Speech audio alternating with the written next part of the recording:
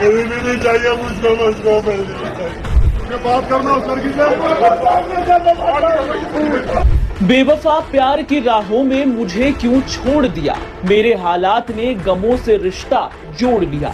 जमीन पर लेटकर पत्नी के लिए रोते इस बेचारे पति को देखकर यही गाना याद आता है, जो बार बार फूट फूट कर रो रहा है और सबसे कह रहा है कि मुझको मेरी बीवी चाहिए। भाग गई रे मेरी बीवी, मुझे कहीं से मेरी बीवी दिला दो।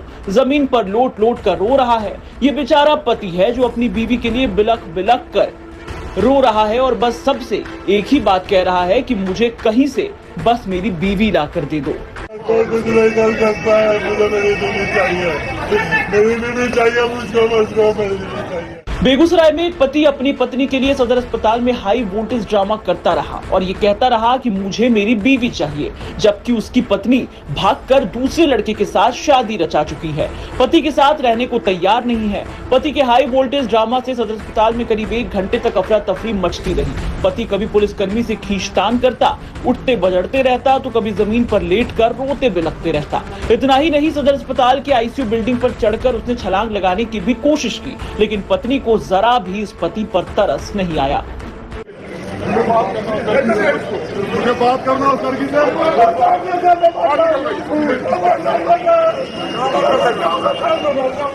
दरअसल ये पूरा मामला ये है कि मुफस्सिल थाना क्षेत्र के साग गांव निवासी मोहम्मद शहजाद की शादी साल 2021 में साहिबपुर कमाल थाना क्षेत्र के सनहा निवासी आयशा से हुई थी। आरोप है कि 27 मार्च को आयशा अपने कॉलेज के समय के प्रेमी विकास पासवान के साथ फरार हो गई। इसके बाद मोहम्मद शहजाद ने 30 मार्च को मुफस्सिल थाने में जाकर विकास पासवान पर बहला फुसलाकर अपहरण करने का मामला दर्ज कराया। मामला दर्ज करने के बाद आयशा कोर्ट पहुंची, जिसके बाद पुलिस ने उसे आज सदर अस्पताल मेडिकल जांच के लिए लाया। इस बीच मोहम्मद शहजाद कल अपनी बीवी के प्यार में पागल होकर पुलिस के सामने कुछ दवाई खा ली, जिसके बाद पुलिस ने उसे भी इलाज के लिए सदर अस्पताल में भर्ती कराया। और आज जब उसकी पत्नी सदर अस्पताल पहुंची तो उसे देखकर शहजाद दहाड़ मारकर रोने लगा।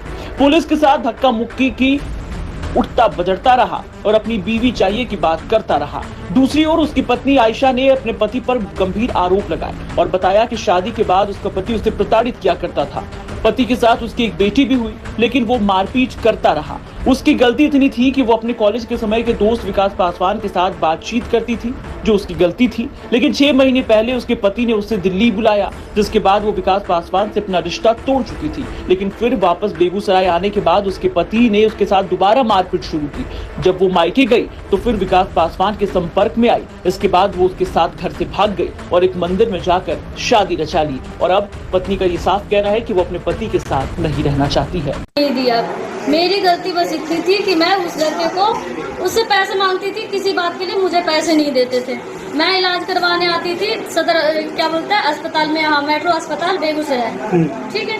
तो मैंने फोन किया उसे कि पैसे दो, बोला तू जिससे बात करती, जिस यार से बात करती ना उस यार से पैसे मांग ले, नहीं तो वरना तेरी माँ बाप इलाज करते, तू मर जा या कट जा, मैं तुझे रिस्क नहीं, तेरा रिस्क नहीं लेता हूँ मैं, ठीक है। मैं उनसे बोली कि ठीक है मैं कहीं चली जाती हूँ, अगर माँ बेटी तो खोजोगे नहीं। तो उन्होंने बोला नहीं मैं नहीं खोजूंगा, ठीक। उस दिन मैं अपने मतलब जिनसे मैं बात करती थी उनको बोली फोन करके, अगर ऐसे भी अगर आप नहीं ले जाते हो, अगर मैं कुछ करती हूँ तो भी आप बदनाम होंगे, अगर नहीं कुछ करती हो, अगर आप लेके जाते हो तो भी बदनाम होते हो। इस वजह से मैं उनके साथ आ गई, ठीक है। प्लस में वो मुझे मारपीट करते थे, 6 महीना ले गए थे मुझे। जब उनको पता चला मैं किसी लड़के से बात करती हूँ तो मुझे दिल्ली ले गए। यहाँ से घर पे मम्मी पापा के सामने 3 बेल्ट तोड़ दिए मेरे ऊपर, मार मार के। मेरे मम्मी पापा भाई बहन जितने थे सबके सामने, मेरी मम्मी पापा ने किसी ने कुछ नहीं बोला, इसलिए कि मैं गलती की थी उनसे बात करके, ठीक है। इसलिए मेरी मम्मी पापा ने किसी ने कुछ नहीं बोला उन्हें मारने के लिए, बोला आप मार दीजिए काट दीजिए, मैं कुछ नहीं बोलूँगी, मेरी मम्मी पापा जो बोली, ठीक है। उसके बाद मैं उनको बोली ठीक है चलो दिल्ली, मैं आज के बाद बात नहीं करूँगी।